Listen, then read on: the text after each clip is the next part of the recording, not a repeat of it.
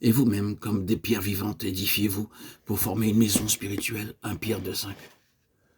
De quoi une âme affamée et assoiffée peut-elle être satisfaite? La réponse est dans le psaume 36,9. Il se rassasie de l'abondance de ta maison. Ce n'est qu'en venant dans la maison de Dieu que le peuple de Dieu peut être pleinement satisfait. Nous sommes les pierres vivantes qui doivent être mises ensemble pour devenir la maison de Dieu, selon 1 Pierre 2,5. Lorsque j'ai visité la Terre Sainte, j'ai vu de très grosses pierres d'un ancien bâtiment juif appelé la synagogue. Si vous preniez un caillou et si vous percutiez l'une de ces énormes pierres du mur, elle produisait une note de musique très douce, comme la note d'un orgue. Chaque pierre avait un son différent. Jusqu'à ce jour, on ne sait pas comment ces pierres furent taillées. Les gens viennent de loin pour voir ces pierres, les frapper et écouter le doux son. De même, lorsque vous êtes né de nouveau, vous devenez une pierre vivante du Seigneur Jésus-Christ avec une musique céleste en vous.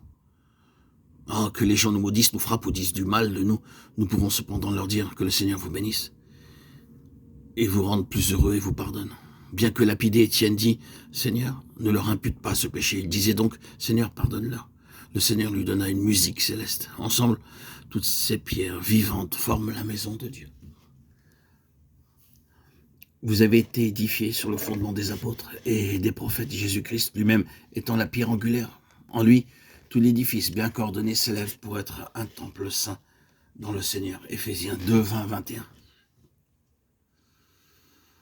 Après ma conversion, j'allais dans différents lieux, dans différents édifices religieux avec une faim insatiable dans mon cœur. Malgré de si grands édifices, des prédicateurs hautement qualifiés et de grands orgues, j'en ressortais avec ma faim insatisfaite. Un matin, je me promenais dans les rues de Vancouver. Je vis une petite hutte, petite cabane. J'ai eu la pensée de m'y rendre pour le jour du Seigneur. Lorsque j'y entrai, quelqu'un à la face rayonnante vint me saluer.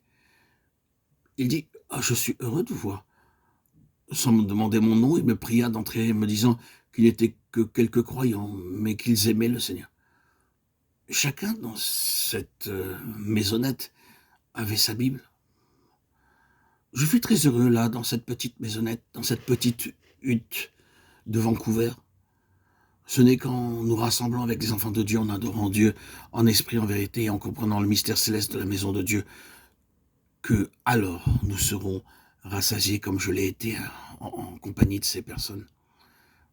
Il est triste de dire que beaucoup de croyants ne comprennent pas la signification de ce qu'est la véritable Église. Nous, les croyants assemblés, constituons la véritable Église. Ce n'est qu'en prenant notre pleine part de l'abondance que nous trouvons dans la maison de Dieu que nous sommes alors satisfaits. Alors que nous adorons le Seigneur, que nous le voyons et que nous nous nourrissons de lui, il deviendra de plus en plus réel pour nous. Nous serons rendus capables d'apporter le bon goût du sel à la terre.